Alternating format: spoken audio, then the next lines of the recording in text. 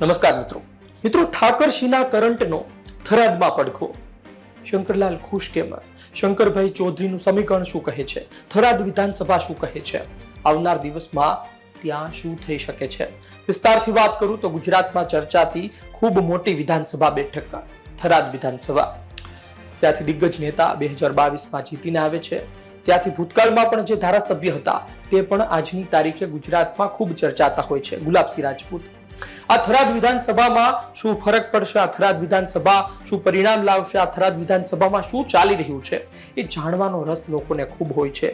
એ પછી થરાદના ફક્ત લોકો નથી, સમગ્ર બનાસકાંઠાના લોકો હોય છે. અને તેની પાછળનું એક કારણ એ પણ છે કે તેની સાથે ખૂબ મોટો ચહેરો જોડાયેલો છે. શંકરભાઈ ચૌધરી સહકાર ક્ષેત્રમાં ખૂબ મોટું નામ, ગુજરાત વિધાનસભામાં અધ્યક્ષ છે અને આ સાથે ભારતીય જનતા પાર્ટીના ઉત્તર ગુજરાતના ખૂબ મોટા નેતા છે. હવે વાત એ છે કે આ ફક્ત તેનો વખાણ કરવા માટેનો વિડીયો નથી. આ વિડીયો એ માટેનો છે કે થરાદમાં શું બદલાયું છે કઈ અને ખરા અર્થમાં શું પરિસ્થિતિ સર્જાણી છે. એક વાત એ છે કે શંકરભાઈ ચૌધરી થરાદ આવ્યા તો લોકોએ તેમને સ્વીકાર્યા, લોકોએ તેમને વધાવી લીધા, તેઓ જીતીને આવ્યા. ગુલાબસિંહ રાજપૂતે ખૂબ મહેનત કરી અને ખૂબ સારા મત લાવ્યા, પરંતુ શંકરભાઈ ચૌધરીની લીડ મોટી હતી અને શંકરભાઈ જીત્યા તે બાદ સતત એ વિસ્તારમાં ફરતા રહે, કામ કરતા રહે, કંઈ ને કંઈ તેઓ બોલતા રહે. હમણાં તેમનું એવું પણ નિવેદન આવ્યું હતું કે તેઓ તો બહારથી આવ્યા હતા, લોકોએ તેમને સ્વીકાર્યા. પરંતુ આ શંકરભાઈ ચૌધરી 27માં જીતશે કે નહીં તેવી વાતો થોડા સમય પહેલા શરૂ થઈ ચૂકી હતી.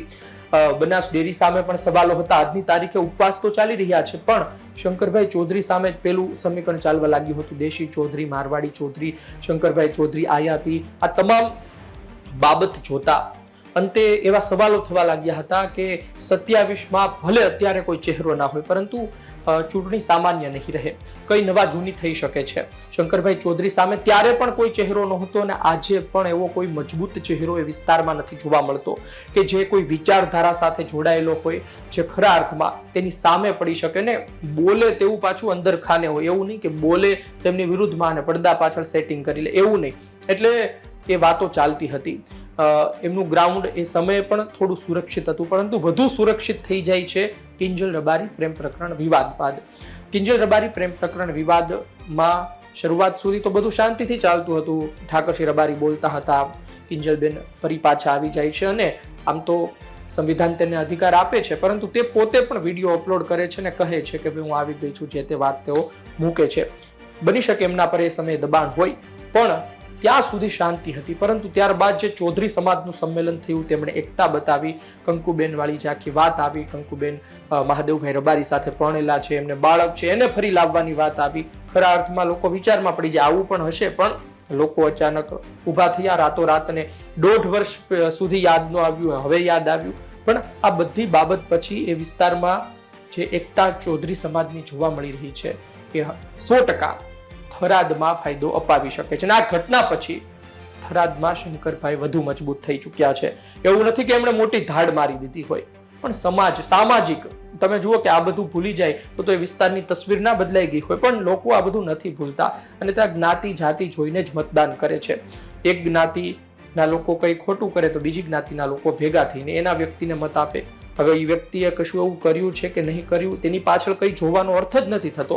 એટલે આ બધું ચાલતું રહેતું હોય છે વિસ્તારમાં. અને ઠાકરસિંહ રબારીએ જે શરૂઆત કરી એમાં એમના સમાજમાં એમનું નામ બન્યું. લોકો નહોતા ઓળખતા, એ ઠાકરસિંહ રબારીને ઓળખતા થઈ ગયા. એમની દ્રષ્ટિએ એ સાચું હોઈ શકે, ભલે સંવિધાનની દ્રષ્ટિએ ખોટું હોય, પણ એ વિચારતા હોય તો એમની દ્રષ્ટિએ કદાચ સાચું હોઈ શકે. એટલે એમની વિચારધારા માનતા અને સામાજિક વાતાવરણમાં વિશ્વાસ રાખતા લોકો એમની તરફ રહ્યા. પણ અંતે થરાદમાં શંકરભાઈ ચૌધરીને ફાયદો થઈ રહ્યો છે. બીજી વાત એ છે કે ચૌધરી સમાજના બીજા એક નેતાના સમર્થકો પણ ઘૂસી રહ્યા હતા. ખૂબ મોટા નેતા છે અને તે પણ એક્ટિવ થવાની ફિરાકમાં હતા, પરંતુ વાત એવી છે કે આ સમગ્ર પરિસ્થિતિમાં ધીંગાણું થયું 99માં અને તેમાં જે કાયદાનો દંડો ચાલ્યો છે એ બાદ એ પણ વર્ચસ્વ ફેલાવે એ પહેલા રોકી દેવામાં આવ્યા છે. એ વિશે આપણે વિડીયો અલગથી બનાવીશું. આપનું શું કહેવું છે કોમેન્ટ બોક્સમાં આપ જરૂરથી લખજો. શું થરાદનું ગ્રાઉન્ડ સેફ થઈ ગયું છે? વાંગીલાલભાઈ જેવા વ્યક્તિઓ છે, પણ મજબૂત લડાયક વ્યક્તિ કોણ? ગુલાબસિંહ રાજપૂતે જે પ્રકારે ફાઇટ આપી હતી એ પ્રકારે શું કોઈ ફાઇટ આપી શકે છે? ને ગુલાબસિંહ રાજપૂત થરાદ ફરી લડવા જાય એ વાતમાં પણ કેટલો દમ. એ થરાદ જશે તો વાવનું શું થશે, અને ખરા અર્થમાં એને ચૂંટણી લડવી છે કે નહીં, અને અન્ય ચહેરાઓ શું કોંગ્રેસ પાસે થરાદમાં છે. આમ તો કોંગ્રેસના સમગ્ર ઘટના પછી ફાયદો થયો છે, પણ થરાદ વિધાનસભા તેમાંથી તમારે બાકાત રાખવાની. આપનો અભિપ્રાય કોમેન્ટ બોક્સમાં લખજો. આપ શું વિચારો છો, ત્યાંના પ્રાથમિક મુદ્દા હોય તો એ લખજો, અને અંતે તો લોકોએ એ જ જોવાનું હોય, પણ જાતિગત સમીકરણ જોઈને લોકો મતદાન કરતા હોય છે. આ જ કારણોસર આપણે પણ ચર્ચા કરવી પડે, ને ત્યાં શું સમીકરણ બદલાયું છે, શું ફેરફાર આવ્યો છે, એ તમને કહેવું પડે. આપનો અભિપ્રાય લખજો. આપ શું વિચારો છો. ધન્યવાદ.